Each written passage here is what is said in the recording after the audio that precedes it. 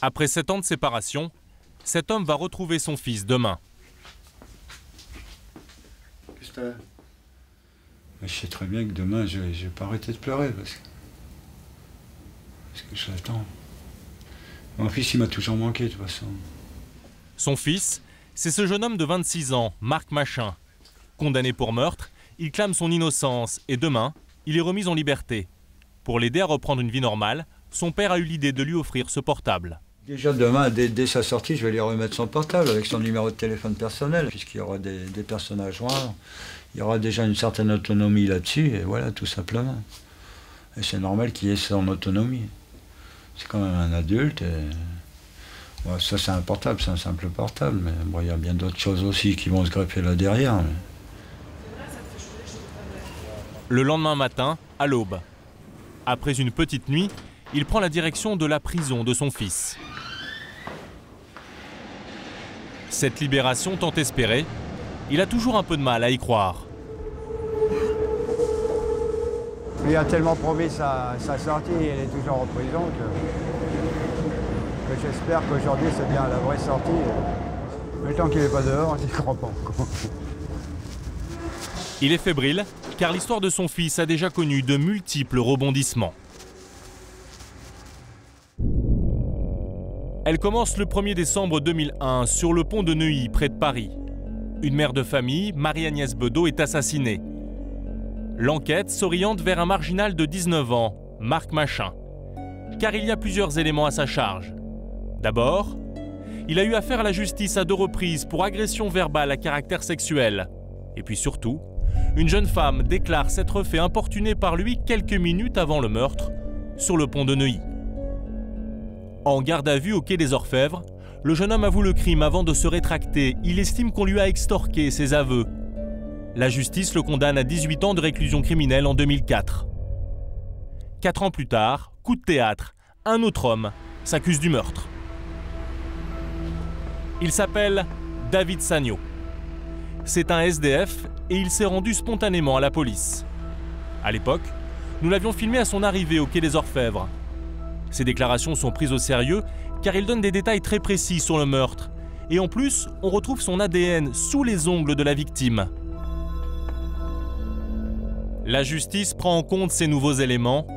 Elle n'innocente pas pour autant Marc Machin, mais suspend sa peine. Pour assister à sa libération le 7 octobre dernier à Rouen, les médias campent devant la maison d'arrêt.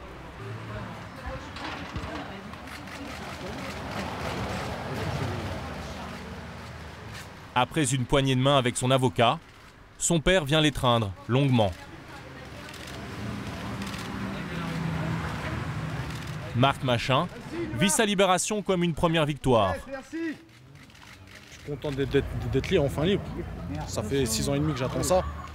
Voilà, donc c'est déjà la moitié de la partie qui est gagnée. Là maintenant, tout ce que je souhaite, c'est pouvoir profiter de ma famille, des gens que j'aime et qui m'aiment, qui m'ont soutenu, tout simplement. Ses premiers jours de liberté, Marc Machin va les consacrer à son combat pour son innocence. Mais après 7 ans derrière les barreaux, il brûle aussi de revoir ses proches.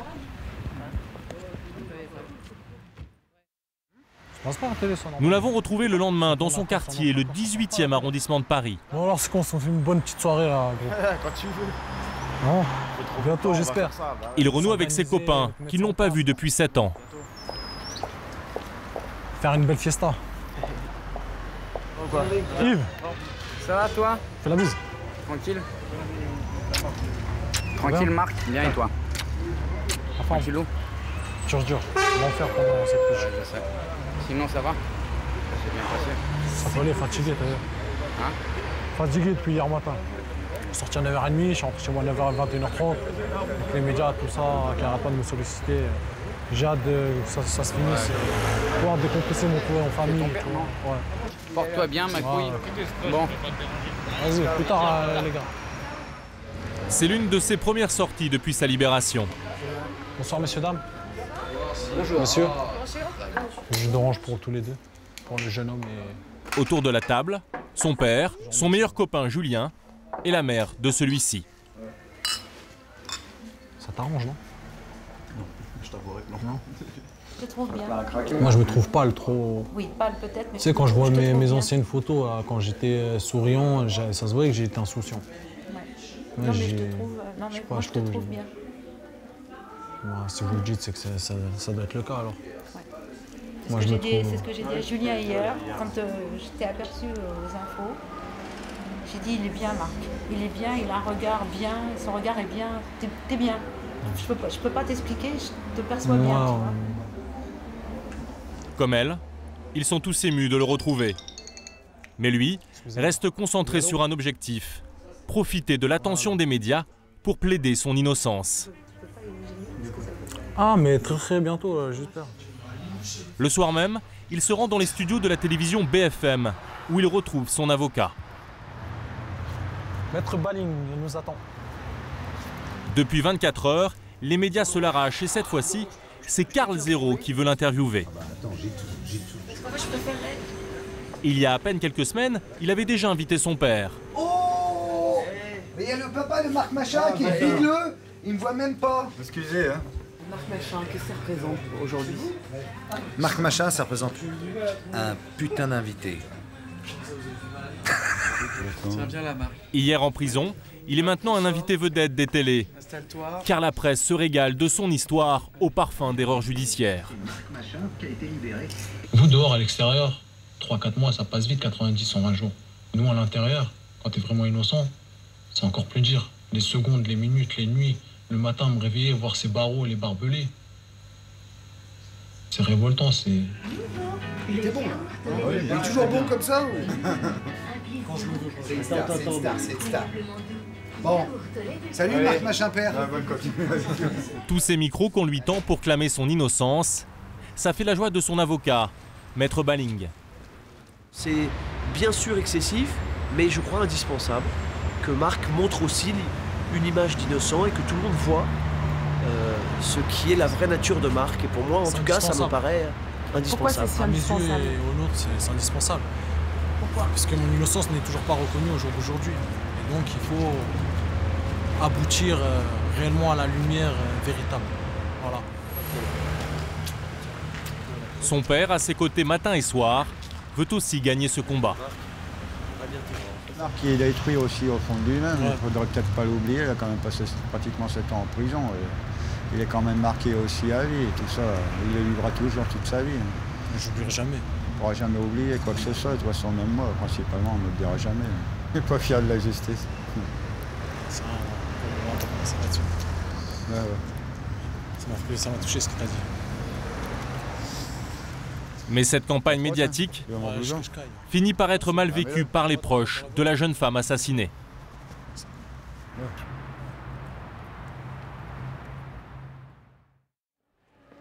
Dans cet immeuble du 8e arrondissement de Paris, nous sommes chez Véronique Girard, la sœur de la jeune femme assassinée au pont de Neuilly. Elle est particulièrement agacée par les raccourcis de la presse sur Marc Machin. Condamné et innocenté. Non, il n'est pas innocenté. Et alors, ce qui est très curieux, c'est que quand vous lisez l'intérieur de l'article est exact. Il dit bien que, je ne sais plus à quel endroit, que non, il n'est pas encore innocenté. Mais le chapeau, c'est-à-dire ce qui fait vendre, premièrement, et ce que va retenir le lecteur lambda, parce que le lecteur lambda, il va évidemment penser que Marc Machin est aujourd'hui innocent. Il faudrait dire qu'il est remis en liberté parce que sa peine est suspendue. Est-ce que vous comprenez ce que ça veut dire, suspendre? Parce que vous voyez, je suspends la peine. Puis si tout d'un coup je m'aperçois qu'il n'y avait pas lieu, poum, elle retombe la peine. Si elle est en colère, c'est qu'elle craint que la libération de Marc Machin éclipse l'assassinat de sa sœur. C'est elle qui a vécu l'enfer et c'est elle qui a été massacrée. Et voilà, bon. Donc forcément, j'ai aussi besoin qu'on parle d'elle, qu'on n'oublie pas que tout ça n'existerait pas s'il n'y avait pas, comme le disait l'avocat général, le cadavre de cette malheureuse femme. Mais aujourd'hui, ce qui intéresse l'opinion, c'est l'histoire de Marc Machin qui pourrait être victime d'une erreur judiciaire. Il est même courtisé par les éditeurs. 3 jours après sa libération, il a rendez-vous chez l'un d'eux. Pour être le premier sur le coup, ce monsieur avait pris contact avec son père alors que lui était encore en prison. Enchanté RH. C'est RH, ça va. Oui, enchanté. Merci de venir. Et il espère le faire signer pour qu'il raconte ce qui lui est arrivé. Moi j'étais vénère parce que franchement, voilà, je me suis dit, ça aurait pu être moi, ça aurait pu être mon frère ou un cousin ou n'importe qui. Exactement. J'ai vu la situation, franchement, il y a eu, dans une situation pareille, soit tu te suicides. Ouais, c'est ce qu'il disait Marc. Là, Non mais vraiment, parce que battu contre ça aussi. L'esprit à plusieurs reprises, mais il a passé au passage à l'acte. Alors je t'ai mis un beau livre de football de côté. Je sais que... Un beau livre de football. Ouais. Ah. T'as bien, Il attend de lui un témoignage poignant. Pas de censure, c'est vraiment... Ouais, on marche pas nous. Exactement. Tu dois dire les choses comme tu veux, comme tu penses. Tu vois, parce que moi j'ai pas envie qu'après on se dise ah c'est un livre. Non, je veux que ce soit ton livre. C'est ton cœur qui doit parler. Histoire profonde, exactement. Et moi je veux pas la faire seulement. Ça m'intéresse moi, c'est ta vie qui m'intéresse, c'est tout. Et pour conclure dès aujourd'hui le contrat, il a un argument de taille. Parce que il a commis une petite boulette. Ce que je t'ai dit au téléphone hier, lundi, tu auras déjà une première somme énorme. Dès lundi matin, ou même samedi ou dimanche. Hein. Il lui propose 10 000 € pour écrire son histoire. Une somme importante pour Marc Machin, qui est aujourd'hui sans ressources. Comme ça, lundi soir ou mardi matin, tu as déjà du cash. Pour que tu puisses déjà, tu vois, être paisible dans ta tête. Il accepte, d'autant plus que ses confessions peuvent aussi l'aider à surmonter ses épreuves. À sa manière, ce serait une thérapie, c'est le cas de le dire. Parce que déjà pouvoir exprimer et faire sortir les choses qu'il y a à l'intérieur de là, ça c'est la chose la plus importante à mes yeux. 3 jours après sa libération, un carton de gâteau dans les mains, Marc Machin se rend chez quelqu'un qui compte particulièrement pour lui. Josette, ça va quand même? sa visiteuse de prison. Bien. Tranquille. Qu'est-ce qui t'arrive? Allez, le téléphone encore, j'en ai marre. Pendant 3 ans, elle est venue le voir toutes les semaines. Ah, il va pas tarder puisqu'il est moins le quart. Je me suis permis de... Je vais faire la surprise, d'acheter des petits gâteaux. C'est trop gentil. Pour qu'on les mette au frigo. Oui. Et ça, c'est un souvenir, un cadeau de la part de papa. C'est lui qui l'offre avec moi. Comme ça, vous l'accrocherez où vous voudrez. Oh, dis donc. Qu'est-ce que c'est beau. C'est cool. Il retrouve aussi une autre personne qui l'a épaulé en prison. Costume de bandit, lunettes de mafieux.